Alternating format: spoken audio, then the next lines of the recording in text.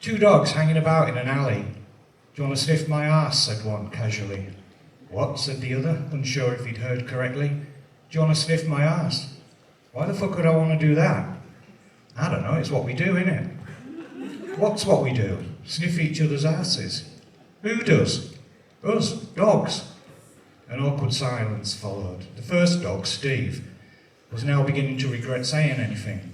Look, he said a little sheepishly, all I'm saying is, I know what you're saying, said the other dog, Glenn.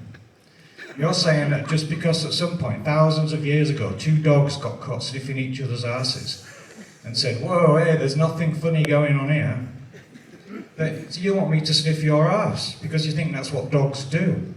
Instead of actually thinking about it, questioning it, just because you heard it's what dogs do, you want me to start sniffing away at your arse. Even though you know that I know, only 5 minutes ago you shat over there near that bin. Steve paused for a moment. Yeah, he said. Glenn shrugged. Okay, go on then.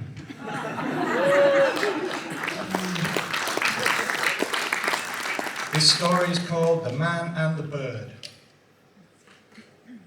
One day a man went for a walk with his worries. He had hopes that if he walked far enough they would fall behind and he'd be able to return without them.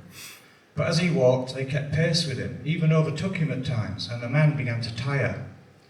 Just as he was about to turn around and head back for home, resigned to his plight, the man happened upon a bird sitting in a tree. The bird looked at him through its jet black eyes, cocking its head to one side slightly as if in thought. You look weary, said the bird. Tell me, bird, said the man, what am I supposed to do when wherever I go I'm followed by my worries? The bird turned its head, staring into the distance as if looking at something that wasn't there. How the fuck should I know, it said. I'm a fucking bird. I don't even know how you can understand what I'm saying. Oh, bird, please, I beg of you, give me wise counsel. My burden is so heavy and my road is so long.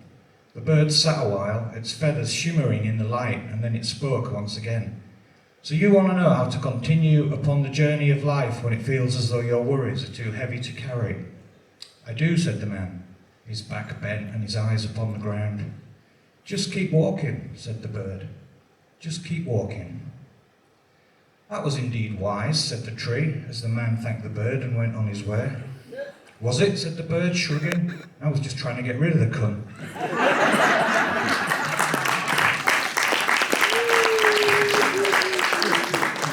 This story is called The Mean Girls. A man sits on a park bench. He's holding a plastic bag. It's a beautiful day. The sun is shining and the light breeze carries the smell of honeysuckle. The man smiles as a child runs past, excitedly pointing at a dog and laughing uncontrollably. The ultimate expression of untainted innocence and unaffected joy. A bright yellow flower grows through a crack in the concrete. Two birds swoop and dive in the clear sky right above him.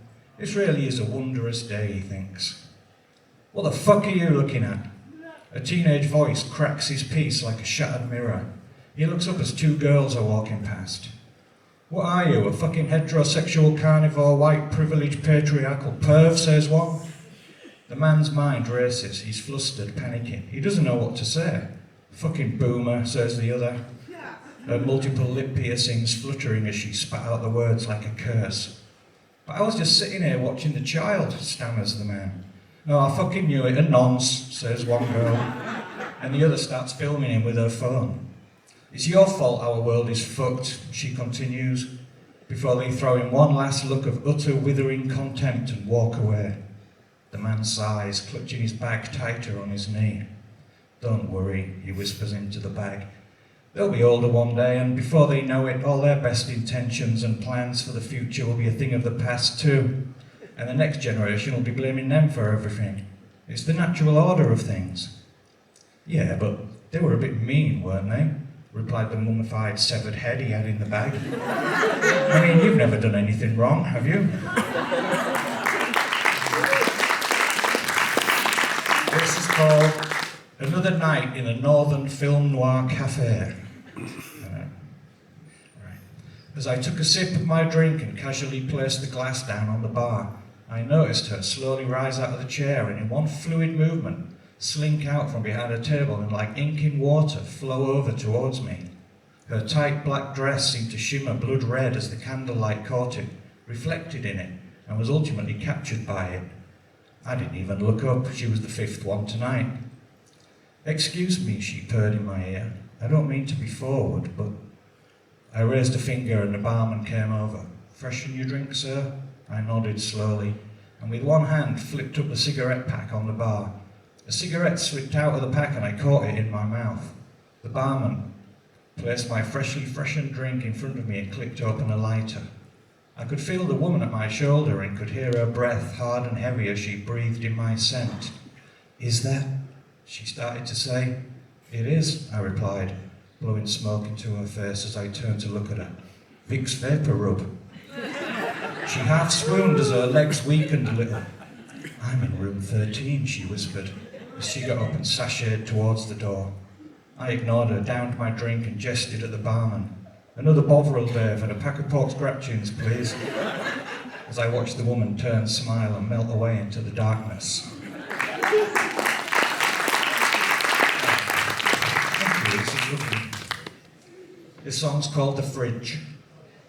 Like a zombie, Billy got up, went to the fridge and opened it. He didn't really know why. He wasn't hungry, it was just some sort of involuntary action, a Pavlovian response to an unknown thought that had flashed through his mind, perhaps. That, or a sort of restless boredom that comes from his complete inability to relax these days. As soon as he opened the door, the smell hit him. Pow, right in a kisser. Oh, something's not good in there.